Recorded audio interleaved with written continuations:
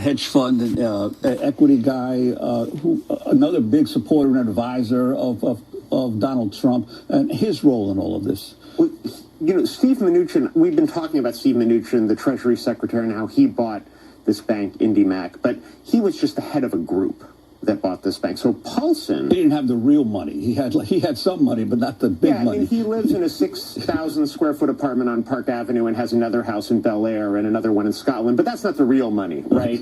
I mean, Paulson had made billions of dollars in the run-up to the housing bust. He was one of these hedge fund guys who saw that we were in a bubble, bet against the American dream, and made a ton of money. And then he's like, okay, now there's a crash. How am I going to make money on the way up again? And so his staff studied the S&L bailout. All of these guys looked at this savings and loan crisis of the late 80s, which was another time where the government intervened and bailed out the rich at the expense of the rest of us. And they used it as a playbook. And so one of the things they noticed was that some of the richest deals, the best deals for the hedge fund guys to come out of the S&L crisis came at the very beginning. And that's why they bet on IndyMac. But what's interesting is Mnuchin, another reason he had to put together this group, is if any of these hedge funds had put in more than a certain amount of money into the bank in terms of their share of ownership, they would be regulated as bank holding companies, and the government would be able to go in and look at their books. So they all just stayed just a little bit below that threshold to make sure that they would avoid scrutiny. So the debate is tonight, Aaron Glantz, the housing policies of the different Democratic presidential candidates. Well, first of all, I would love to hear them talk about it in tonight's debate. I mean, the moderators have totally abdicated on asking about issues of economic equity. So as you mentioned earlier, Elizabeth Warren has a plan, Bernie Sanders has a plan, Pete Buttigieg has a plan, Kamala Harris has a plan. I'm not sure if I've heard one from Vice President Biden. But I would like to see them engage, on these issues. Kamala Harris says she wants to put $100 billion towards promoting African-American home ownership.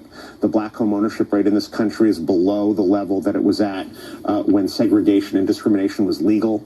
I'd like to hear her talk to Elizabeth Warren, who has a plan to give massive down payment assistance and rectify redlining. Juan was talking about Bernie Sanders' plan on rent control and affordable housing. I mean, this is something where the Democratic candidates should engage in the same way they've been engaging on health care and present their conflicting visions and debate. As I mentioned at the outset, the richest 0.1 of 1% of the American people have the same amount of wealth as the other 90%. And that is because in America, 80% of most middle-class families' wealth goes to only 5 things: food, housing, shelter, transportation, health care. All those other things besides housing just disappear as soon as you spend your money. Housing is the only way that most Americans have to save. The average American family has $4,000 in the bank. So either you put your money in equity in your house or you pay it to your landlord, and if it's a private equity firm, it goes on the bond market.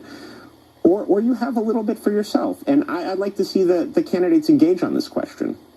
And in terms of your book also does talk about some of the regulators who attempted to do the best they could to deal with the bank failures. Sheila Bair, of course, is highlighted in your book. Talk about the regulatory climate right now in terms of being able to protect homeowners and the lending industry in general. Well, I think actually when I looked at the history of America, the thing that jumped out to me was in this financial crisis, how many people came throughout the whole process with really great ideas that were summarily ignored, under President Obama. I write about Alan Blinder, who was a former member of the Federal Reserve Board, who in 2008 went with a number of other prominent economists, including members of the Conservative Enterprise Institute, and said, hey, what we need is a government-run bank, like President Roosevelt had during the Great Depression, which the Homeowners Loan Corporation helped more than 1 million Americans keep their homes.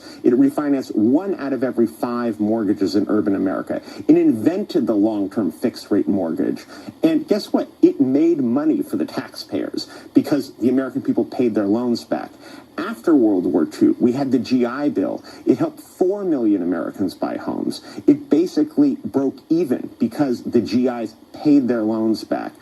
Instead, what we had over the past decade is this massive government giveaway to private equity and a few people who are now close friends of the president and in his administration. The really scary thing is that under President Trump, these people are running the country. And so they are bit by bit taking away the few scraps and reforms that Obama put in place, defanging the Consumer Financial Protection Bureau, weakening the Dodd-Frank Act, which regulated the banks. We're seeing, as I mentioned earlier, a ballooning number of this new kinds of mortgage-backed security, $960 million lien on a single house in South Los Angeles. So this is where we're at.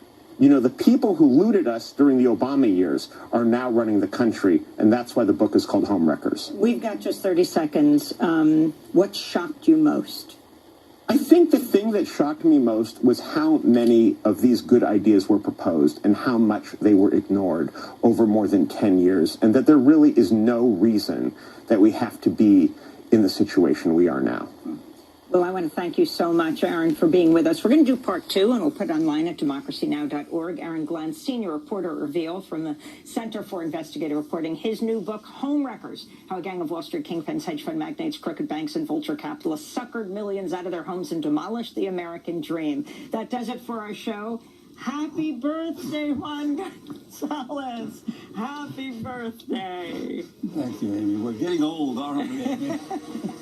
Getting older than we also have someone else to say happy birthday to. Happy birthday to Miguel Noguera, our engineer, and congratulations to our producer, Tammy Warrenoff, and her husband, Dave Rowley, on the birth of their son, Quentin Akira Warrenoff Rowley. Welcome to the world, Q.